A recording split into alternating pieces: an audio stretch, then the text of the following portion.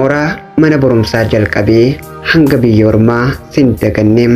Seeka kee dhabee gumgumeen boqonnaa dhabaa yaanni kee barbaadaan kee qalbii koo waadaa halkan hirribaa dammaqee dhansi barbaada. Ani maqaan koo Caatuqaa Laan jedhamam. Xalayaa kana kan hin barreesseef jaallatamaa koo Maatuqaa Raadhaafim. Maakoo yeroon jalqaba si argu mooraa mana barumsaa keessatti onneen koo akka sirba durii natti dhaga'amim. Si arguudhaan jireenyi koo akka ifaa aduu kanamatti ifem.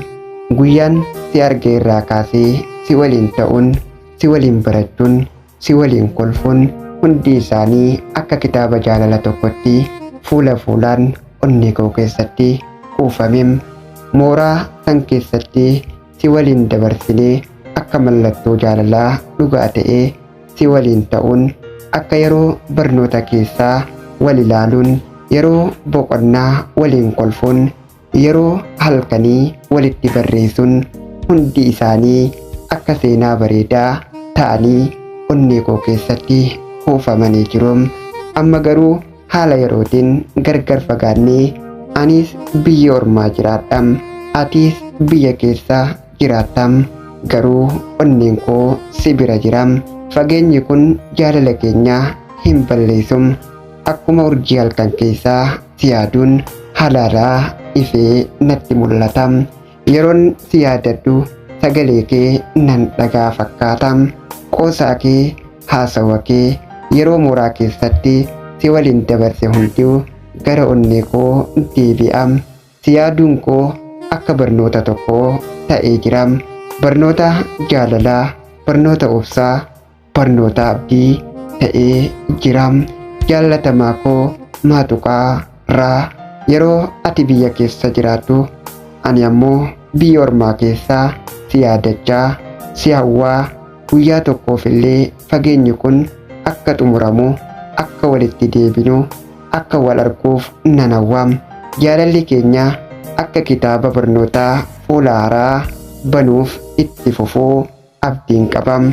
Yeroo hunda si yaadachaa, si hawwaa, siif kadhachaan jiram. Fageenya irraa illee si bira dhaabbatam. Si jaallachuun koo akka hafuura koo ta'ee, si jaallachuun koo akka boqonnaa koo ta'ee, si jaallachuun koo akka abdii koo ta'ee jiram. Guyyaa tokko si waliin ta'uun, si waliin kolfuun, si waliin ciisuun, si waliin harka wal qabachuun akka deebi'u nan amanam. Jaalalli keenya fageenya caalaa cimaadham. Fageenyaan hin badum. Sin jaalladhaa, sin hawwaa, sin yaadam. Bara baraan naaf jiraadhum.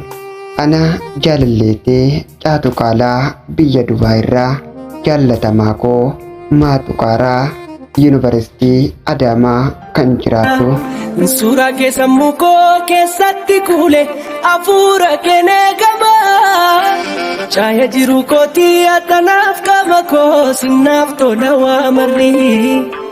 Lallabiina yaamii konnatti dhaami narraa sin kutiin barri. Galaana yaadaan waliin mararru halaalateen waliin gaararru. Dhibee jaalala marabbaan furraa jaarrafu. Yaa jaalala yaa jaalala yaa rokkeetti onnee seentuu halaala. Sheekan jettu manguddoof dargaggeessa meessumaan miliqxee seenta keessa.